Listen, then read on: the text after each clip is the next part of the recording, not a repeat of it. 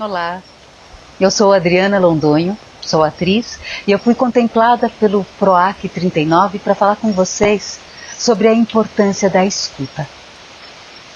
Eu escolhi esse espaço tão integrado à natureza, tão próximo ao mar e incrustado na Mata Atlântica para abrir mais camadas de escuta em mim, que estou aqui, e em vocês que estão aí me escutando agora.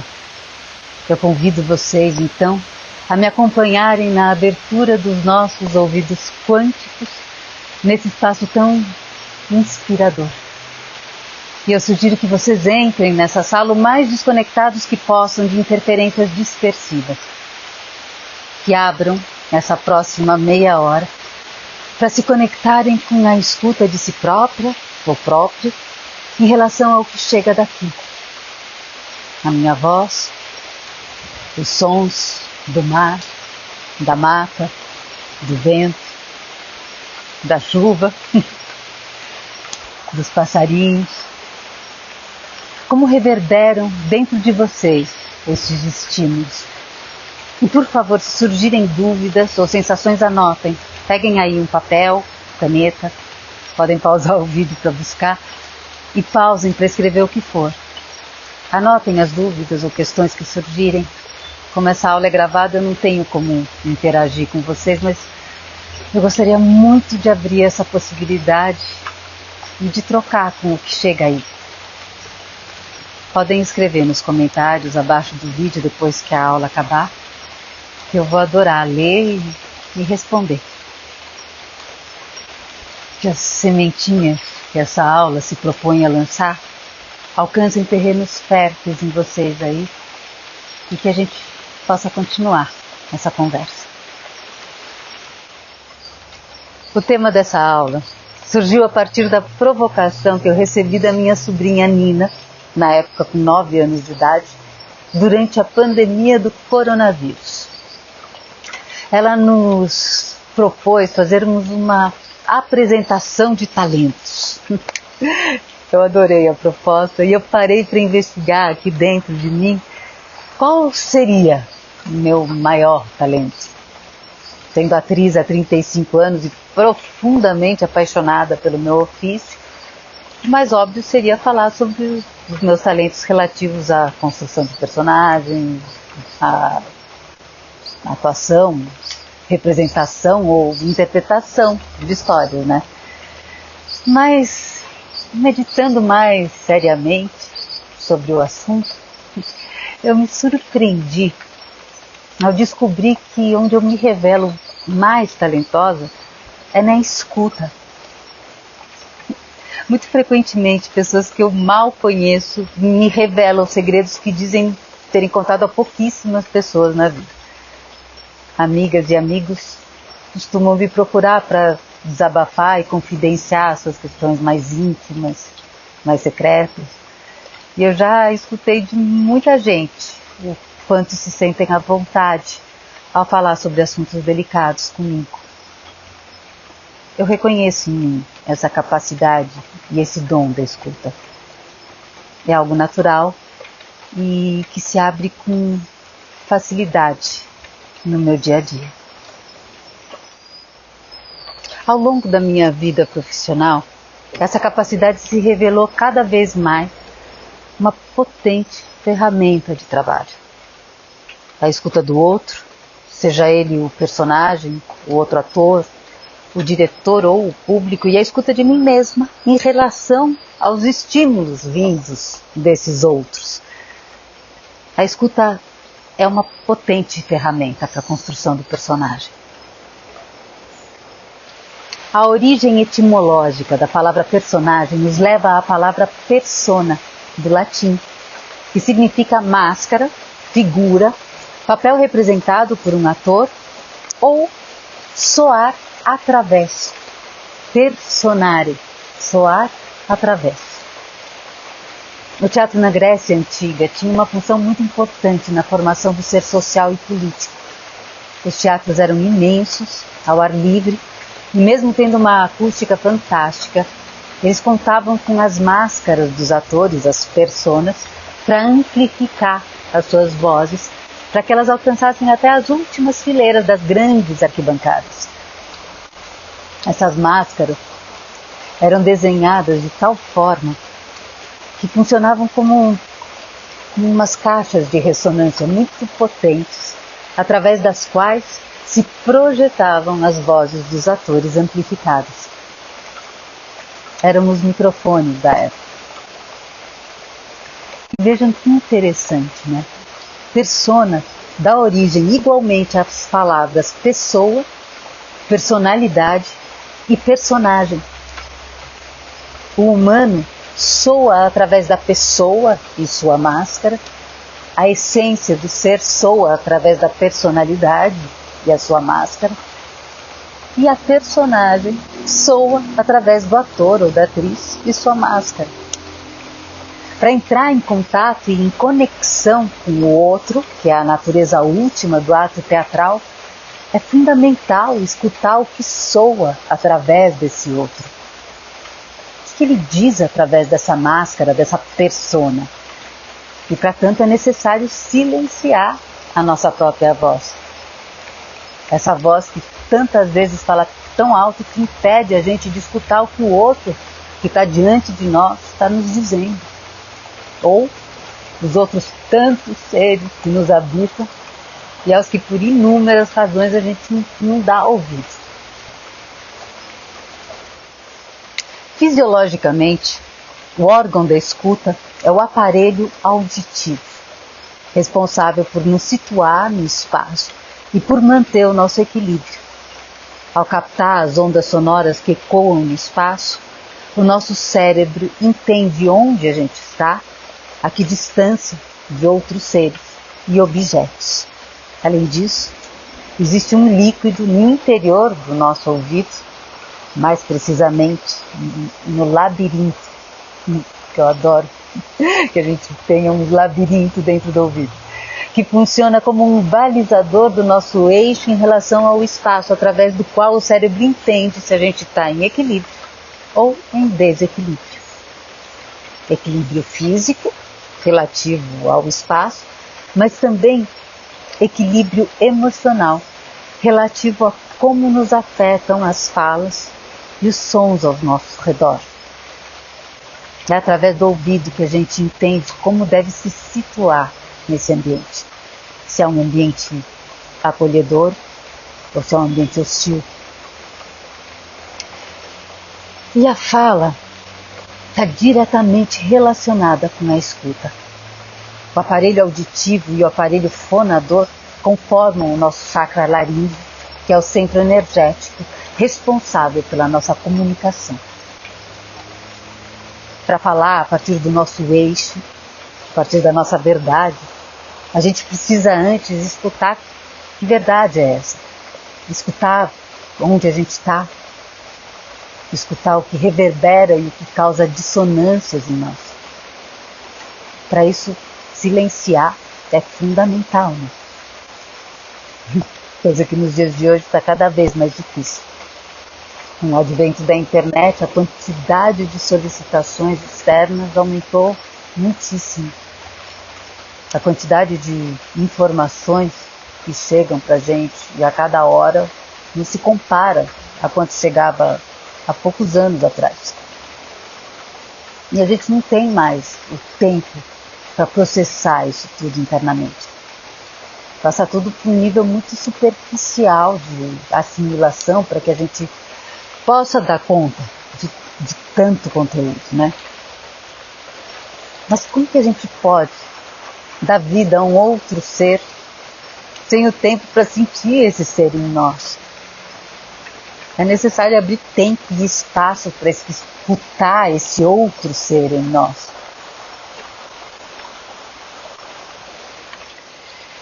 Bom, eu abro aqui um parêntese para contar para vocês como que eu cheguei ao teatro. Eu fui uma criança extremamente tímida e introvertida. Eu senti um verdadeiro terror de entrar em contato com outras pessoas.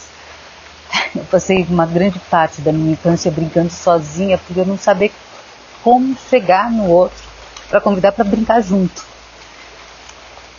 Essa ponte entre o meu mundo interior e o mundo externo eu desconhecia, e isso me provocava muito medo.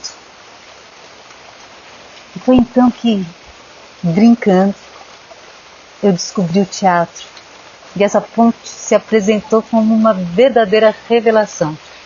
Ao vestir um personagem, uma máscara, um figurino, a minha timidez desaparecia e eu encontrei, enfim, o tão temido acesso ao mundo do outro. E aí eu descobri o meu maior tesouro, o encontro com esse outro. Não por acaso me apavorava tanto. Eu passei então a personar o meu ser através das diversas máscaras que os personagens foram me apresentando. Foi uma revelação tão poderosa que eu não pude me imaginar no mundo de outra forma que não sendo atriz. Eu sentia como se os personagens me libertassem do meu universo interno, onde eu me refugiava e onde, de certa forma, me escondia. Eu fui, através deles, elaborando a imagem, a persona com que eu me apresentava ao mundo. Eu fui construindo aí, então, o meu ser social, através do teatro. Agora, vamos voltar para a escuta. Ela, naturalmente, foi me guiando nos meus processos criativos. Abri a escuta para o que o personagem quer expressar, escutar o que reverbera dele em mim, escutar os ecos do que o texto propõe em mim e no mundo, escutar como que eu me sinto em relação a cada projeto, já na primeira hora, que é fundamental, em que me chega o convite ou a ideia de uma nova obra, antes de aceitar ou até mesmo para negar o trabalho, no caso dele provocar dissonâncias que sejam insustentáveis em algum lugar da minha consciência. Abrir a escuta para o que o diretor me propõe. Escutar o que ele espera de mim nesse casamento com o personagem. Escutar as distâncias e as proximidades entre eu e o personagem. Assim como escutar como chegam os outros atores em mim. Como eu chego neles. Como eu reconheço os atores e as suas máscaras, as suas personas, na construção conjunta dos personagens e da obra. Escutar como o meu corpo se protege do personagem ou dos outros atores, ou como se protege das minhas inseguranças, ou até do público, para encontrar os caminhos para desarmar esse corpo diante desses limites. Escutar onde o meu corpo tensiona algum músculo, para então eu relaxar ou tensionar na medida certa para o que é pedido pelo personagem ou pela história naquele momento.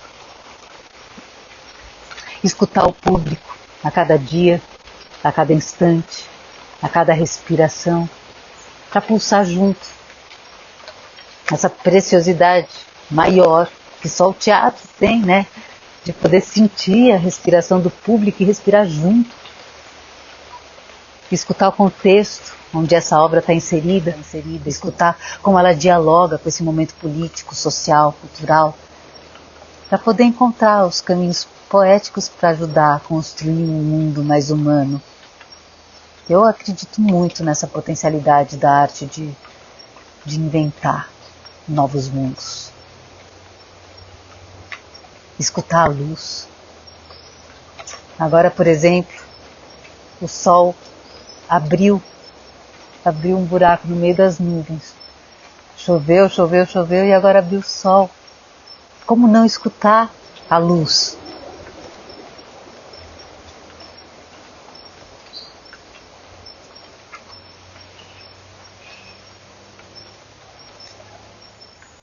Mas abrir a escuta, mesmo para mim que sinto já ter essa capacidade relativamente desenvolvida, não é tão fácil assim. Requer extrema atenção e treino, requer silêncio interno, requer serenidade para pausar os fluidos mentais que nos impedem de escutar e de estar atentos. Requer profundo autoconhecimento. Requer interesse e muita curiosidade pela natureza humana e as suas complexidades. Eu demorei um bocado de tempo para tomar consciência da importância da escuta no meu trabalho. Eu demorei para entender e para lembrar, né, que o que me levou ao encontro do teatro não era eu, mas o outro. Foi na busca de autoconhecimento que eu saquei que o que me move no meu trabalho como atriz é a busca do outro. É a necessidade brutal de ir ao encontro do outro. Demorou para eu lembrar que o que me levou ao teatro foi a solidão daquela menina tímida que não sabia como romper o seu isolamento para descobrir o maior tesouro da vida. O encontro com o outro. O brincar junto.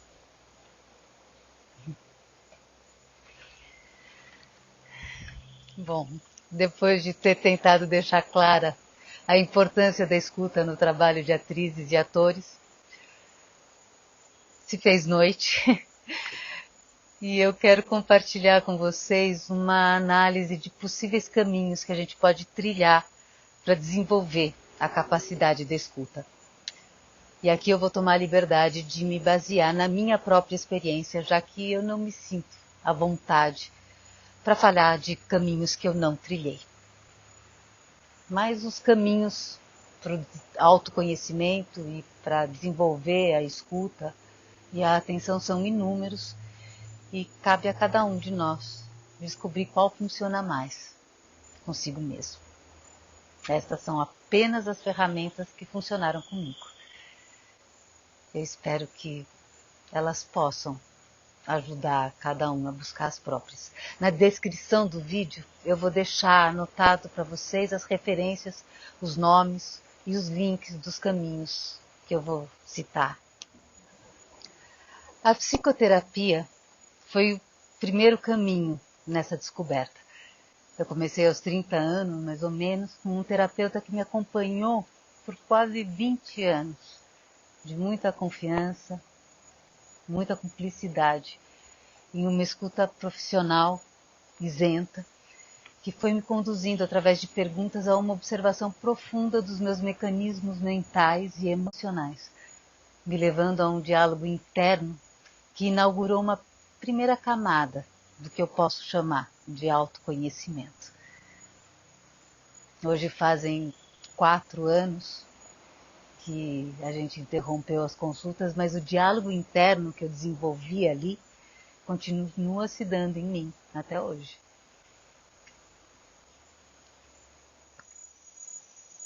Um tempo depois, durante uma novela em que eu contracenava muito com a Lucélia Santos, ela me apresentou a yoga.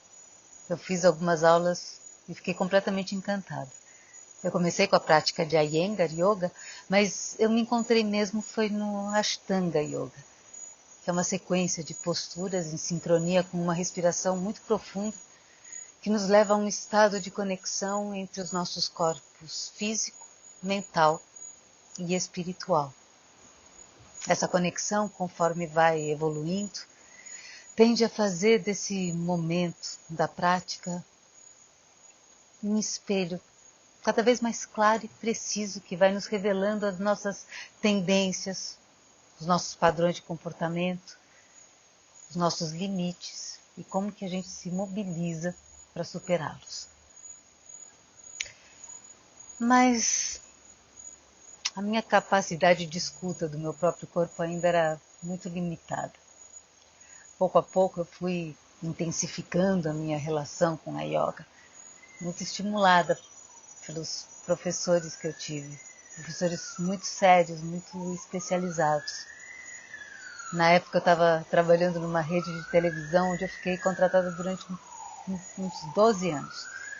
E nos períodos em que eu não tinha gravação, eu aproveitava para fazer longos retiros e workshops com os meus professores Matthew e Carla Vollmer.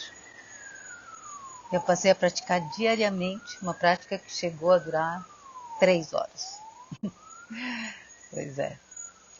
A Ashtanga acentuava a minha paixão pelo movimento corporal. Eu, na época, também corria diariamente 1 hora. Além das 3 horas de yoga, eu corria mais 1 hora. Eu adorava essa intensidade. Eu me negava a escutar os sinais de limite que o meu corpo começou a apresentar, com dores por diferentes partes do corpo. Mesmo com dor, eu insistia em praticar na mesma intensidade. O espelho estava claramente me mostrando os meus limites mentais e físicos, a minha cabeça dura, a minha falta de delicadeza e amor com as minhas próprias limitações.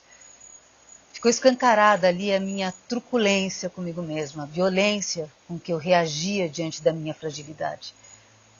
Eu acabei me lesionando seriamente, exatamente por falta de escuta do meu corpo.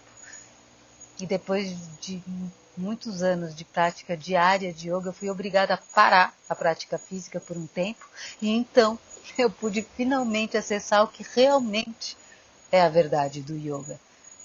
O significado da palavra yoga é união, integração. Através da dor e do sofrimento, eu pude acessar o maior ensinamento do yoga, uma prática de profunda observação interna, para muito além da execução de posturas físicas. Com muita fisioterapia e exercícios de fortalecimento, eu pude me recuperar da lesão lombar. E bem aos poucos eu fui voltando a praticar yoga com a ajuda preciosa do meu professor Pedro Moreno. Ele me transmitiu uma sequência regenerativa da Ashtanga Yoga, ensinada pelo método Goku. Essa prática não passa de 1h15. E essa passou a ser a minha prática diária até os dias de hoje. Agora, tendo desenvolvido uma escuta profunda do meu corpo e muito respeito pelos seus limites, eu nunca mais voltei a me lesionar. A Ashtanga Yoga e os meus mestres naturalmente me conduziram à meditação Vipassana, uma prática milenar budista que foi amplamente difundida pelo mundo todo. Ela é transmitida em retiros de 10 dias, em que você deve permanecer em silêncio, sem contato com o mundo externo, sem celular, portanto, com uma alimentação leve e vegetariana, meditando 11 horas por dia. Uma meditação que consiste em observar simplesmente a respiração e as sensações do corpo físico. O meu primeiro curso foi em 2018. Desde então eu pratico diariamente 1 hora de meditação Vipassana ao acordar, o que ampliou significativamente a qualidade da minha escuta interna e da minha escuta externa, além de ampliar a minha concentração, melhorar muito as relações com as pessoas que me rodeiam e zerar todo sinal de ansiedade diante de qualquer situação. Vipassana significa ver as coisas como elas realmente são. Um dos pilares dessa meditação é, observando as sensações físicas, treinar a nossa mente a se manter equânime diante de qualquer coisa, seja ela boa ou ruim, tendo em vista a lei da natureza que diz que tudo é impermanente, que tudo passa e para sempre passará. Na meditação, é possível desenvolver uma observação aguda interna, ficando muito claros os momentos em que agimos de forma reativa, onde a escuta é praticamente nula. A partir dessa consciência, é possível ir desarmando, pouco a pouco, esses mecanismos de defesa. Em vez de reagir, a gente passa a responder. Palavra que origina outra palavra muito importante no caminho da consciência: responsabilidade. Responder origina responsabilidade. Assim a gente vai, pouco a pouco, retirando os véus que impedem a gente de escutar com os ouvidos livres de julgamentos. Para o meu treinamento como atriz, eu levo muitos anos de estudo com as minhas professoras de dança a Lu Favoreto, da Companhia 8 Nova Dança, e de canto, a Andréa Drigo, criadora do Caminho do Canto. Elas foram peças-chave nessa abertura da escuta no trabalho criativo. Além de aulas semanais no Caminho do Canto e no Estúdio 8 Nova Dança, tanto com a Andréa Drigo, no grupo de estudos Humana Harmonia, quanto com a Lu Favoreto, no coletivo Corpo em Teia, desenvolvemos pesquisas no corpo e na voz totalmente ancoradas na escuta tanto do próprio corpo como do corpo do outro e do espaço entre. Tendo em conta aqui que para ambas as professoras a voz é também corpo, por meio da consciência corporal, a gente dança e canta compondo com os outros corpos, vozes e frequências pelo espaço.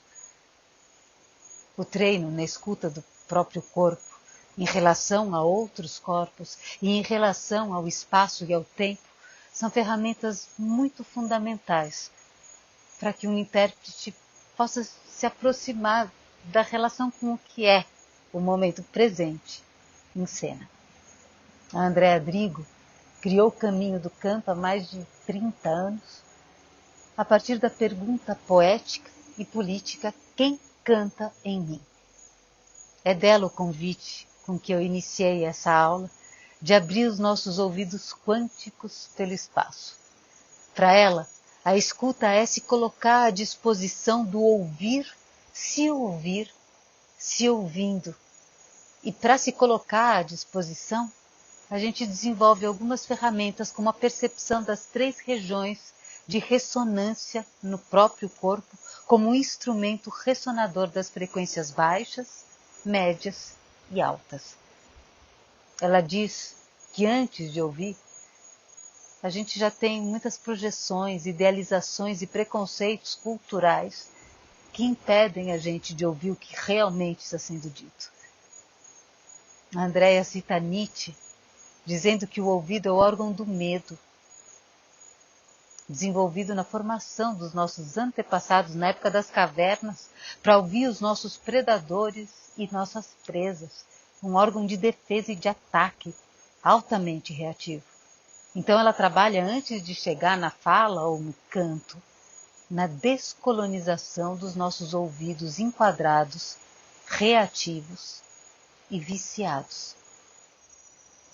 Outra ferramenta muito poderosa de autoconhecimento é a astrologia. A humanidade, desde os seus primórdios, aprendeu a olhar o céu e os movimentos dos seus astros como um mapa sinalizador de por onde seguir. Seja observando as estações do ano para desenvolver a agricultura, ou mesmo para desenvolver os deslocamentos em tempos em que a gente ainda era nômade e não sedentários. Seja observando o tempo para se recolher ou para acordar, de acordo com o sol desaparecendo ou surgindo no horizonte.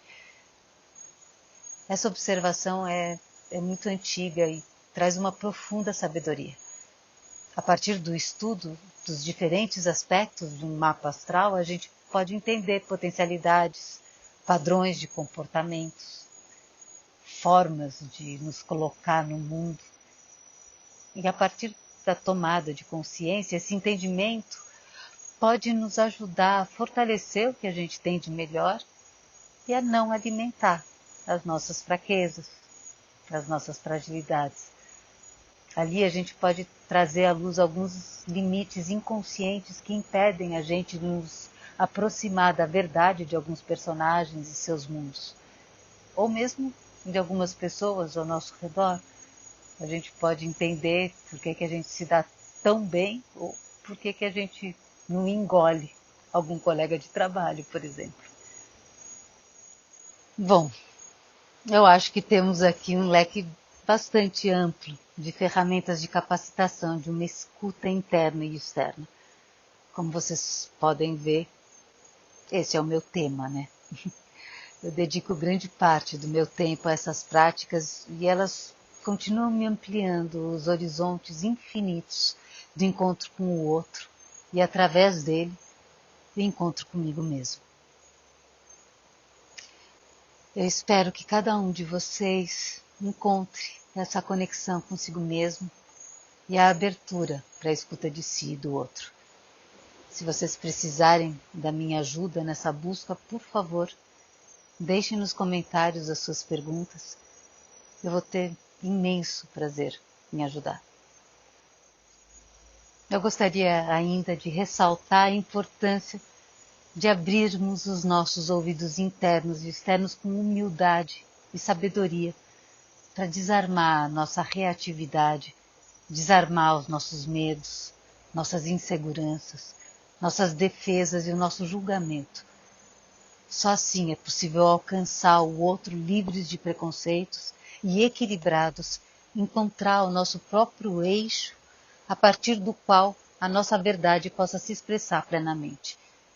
O autoconhecimento é fundamental para que a gente possa ser coerentes, para a partir da consciência do nosso eixo, alinhar os nossos pensamentos, as nossas palavras e os nossos gestos. Isso é coerência. Alinhar a partir do nosso próprio eixo, nosso corpo espiritual, emocional e material. Pensar, sentir e agir a partir da própria verdade. Isso só é possível sabendo silenciar e escutar. Eu ainda quero convidar cada um de vocês a se olharem no espelho com muita sinceridade e tentarem descobrir quais são os seus melhores talentos. Como provocou a Nina, a minha sobrinha. Tentem abrir um tempo para que os seus ouvidos possam sentir o que fala mais alto aí dentro. Se vocês não tiverem ideia, perguntem para quem os conhece bem. Certamente vão saber dizer o que vocês fazem de melhor. Eu quero encorajar vocês a manifestarem os seus talentos. Assim como esse edital do PROAC 39 nos encorajou a falar sobre os nossos. Imaginem como seria mais interessante esse mundo se cada um tivesse consciência e expressasse o que faz de melhor. Muito obrigada a vocês pela escuta e ao PROAC pela oportunidade.